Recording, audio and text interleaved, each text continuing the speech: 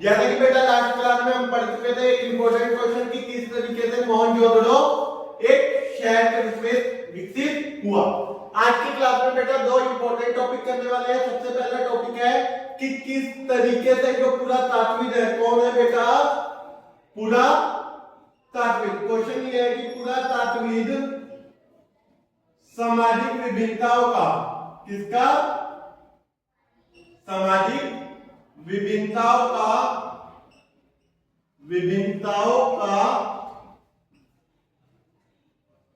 किस प्रकार पता लगाते हैं, किस प्रकार पता लगाते हैं। एक मोस्ट इंपोर्टेंट क्वेश्चन है बेटा कि आखिरकार how can recognised by archaeologist about social differences, यानी कि किस तरीके से वो सोशल डिफरेंसेस का पता लगाते थे, किस तरीके से वो सामाजिक विविधताओं, समाज में क्या क्या अंतर है उस चीज का कैसे पता लगाते थे। तो बेटा दो टेक्निक्स का इस्तेमाल करते थे। पुरातात्विक मैंने आपको बता दिया कौन है, पुरातात्विक वो लोग हैं बेटा जो इतिहास की रचना के लिए, इतिहास की रचना करते हैं ना, की रचना, और किसके आधार पे करते हैं बेटा, पुरा वस्तुओं के आधार पे। किसके आधार पे, पुरा वस्तुओं के आधार पर। पुरा वस्तु कौन सी होती है बेटा, जो पुरानी वस्तुएं होती हैं। तो पुरातात्विकों ने इसमें दो चीजों का इस्तेमाल किया, दो टेक्निक्स का इस्तेमाल किया। पहली टेक्निक थी बेटा शवाधान। क्या थी, शवाधान।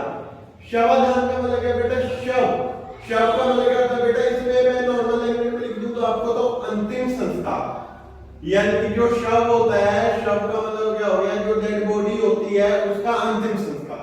अब आप कहोगे सर अंतिम संस्कार से कैसे पता लगा लेते थे, तो मैं बड़ा सिंपल एग्जांपल देता हूं मेरे बच्चे आपको। आप आए हो, आपने सुना होगा मिस्र के बारे में।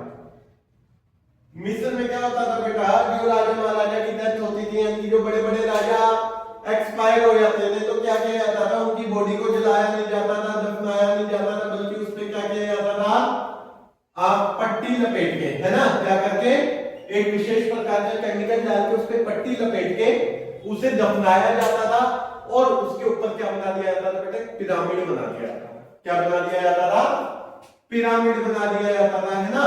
अब ये पिरामिड बेसिकली क्या होता था, इससे पहचान हो जाती थी कि किसी बड़े इंसान की डेड बॉडी होगी, है ना।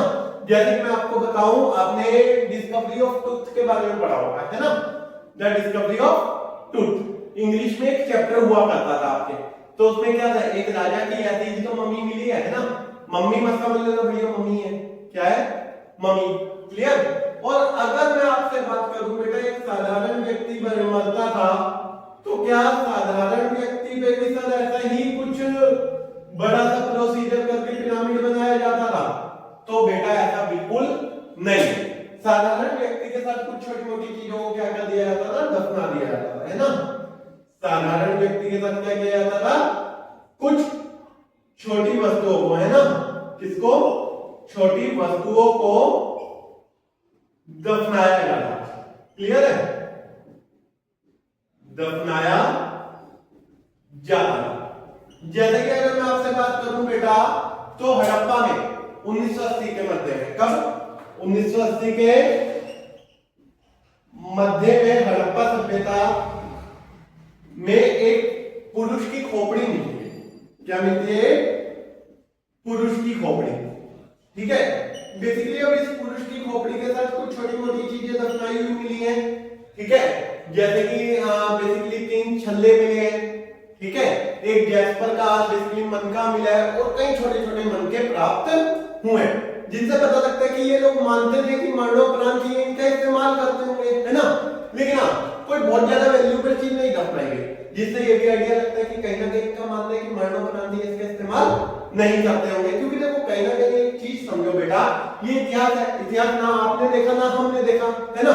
बेसिकली क्या है, हम आइडिया लगा रहे हैं कि शायद ये ऐसा करते होंगे।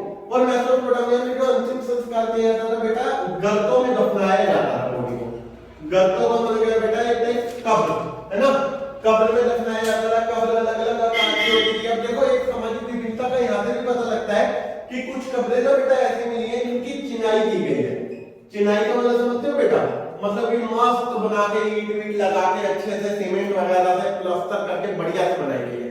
और कुछ ऐसी नहीं है सीधा गड्ढा खोदा बंदा डाला ढक दिया चलो खत्म। आई बात समझ? जस्ट लाइक हम जैसे गरीब लोगों के साथ तो यही होना है। आई बात समझ? लेकिन है कि शमशान जला देंगे, यही हमारा अंत है। सही बात है ना?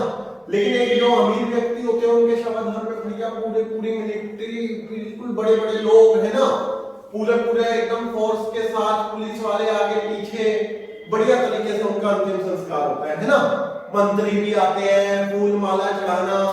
क्लियर हुई बात? तो ये क्या शवधान से पता लग रहा है ना कि कहीं ना कहीं अगर नॉर्मल एक डेड बॉडी आ रही है तो कुछ लोग पीछे होंगे, 4 लोगों ने उठाया होगा, बात खत्म।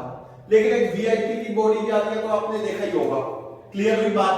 तो कैसे पता लगेगा? नहीं पता लगेगा, आर्थिक विभिन्नता हुआ आपके सर बिल्कुल पता लगेगा। अब दूसरी तरीका होता था बेटा इनका, दूसरा तरीका था विलासिता की वस्तुओं की पहचान। विलासिता की वस्तुओं की पहचान। अब देखो बेसिकली ना लोग वस्तुओं को 2 प्रकार में बांटते हैं। कितने तरीके की वस्तुएं हुआ करती थी? आप कहते हैं ना सर 2 तरीके की। वो 2 तरीके की वस्तुएं कौन सी थी मेरे बच्चे? एक थी नॉर्मल लाइफ की यूज वस्तु है ना, जो नॉर्मल डे लाइफ में यूज होती थी। क्लियर? और एक वस्तु हुआ करती थी बेटा जिसे हम लग्जरी कह सकते हैं। क्या कह सकते हैं? लग्जरी। लग्जरी का मतलब जैसे मैं आपको एक छोटा सा एग्जांपल देता हूं। अब हमारे एरिया में मान लो पुरातात्विक आते हैं, कभी हमारी सभ्यता खत्म होगी, पुरातात्विक आते हैं, आके खुदाई करेंगे, क्या मिलेगा भैया? एक प्लेटिना दबी हुई मिलेगी, एक एटलस की साइकिल मिल जाएगी और छोटा मोटा यार ज्यादा ज्यादा हीरो होंडा बढ़िया बढ़िया बाइक मिलेगी तो बुलेट मिल जाएगी, है ना। लेकिन वहीं पे अगर हम बात करें एक standard area like Connaught place जैसे एरिया की बात करें, अब वहां की खुदाई शुरू होगी तो भैया ये BMW की बाम्बू निकलेगा, है ना। उसके साथ साथ ओडी यानी कि रोल्स रॉयस है ना, ये जो बड़ी बड़ी कारें होती है, मर्सिडीज, ये सारी बड़ी बड़ी कारें निकलेंगी। तो क्या पता लगेगा यार ये लोग थे एकदम दमदार और ये करते थे बढ़िया तरीके से इन चीजों का यूज, यानी कि एक लग्जरी लाइफ जीते थे। अब हम हमारे यहाँ पे भैया जब प्लेटें निकलेंगी तो पता लगेगा स्टील की वो भी जंग लगी हुई प्लेट निकल है। अब अंबानी जी के घर में बढ़िया खुदाई हो गई गलती से तो सोने की प्लेटें निकल जाएंगी। कहीं ना कहीं वो समझ बैठेंगे यार यही तो राजा नहीं थे। आई बात समझ?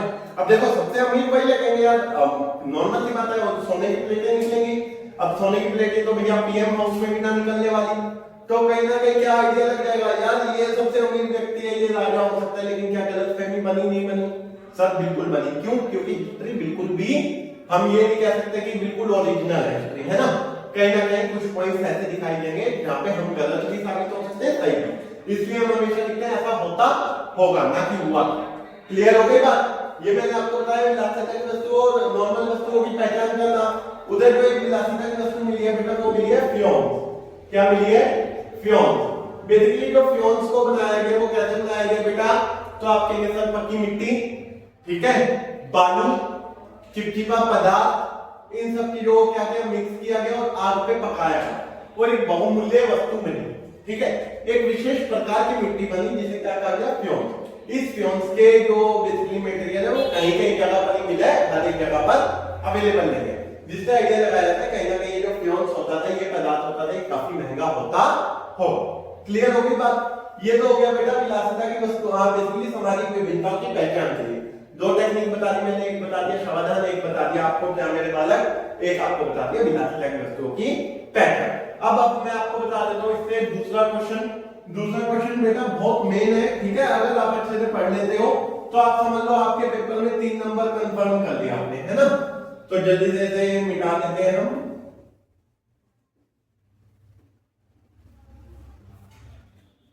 देखो बेटा अगला क्वेश्चन है मनकों के लिए प्रयुक्त पदार्थ की सूची बनाइए। मनकों के लिए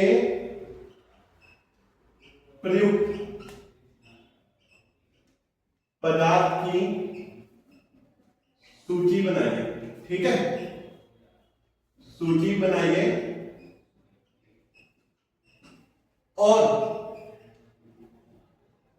किसी एक प्रकार के मनके, किसी एक प्रकार के मनके के निर्माण की प्रक्रिया समझेंगे, है ना। मनके के निर्माण की प्रक्रिया समझेंगे, यानी कि किस तरीके से मनकों का निर्माण होता था, कोई एक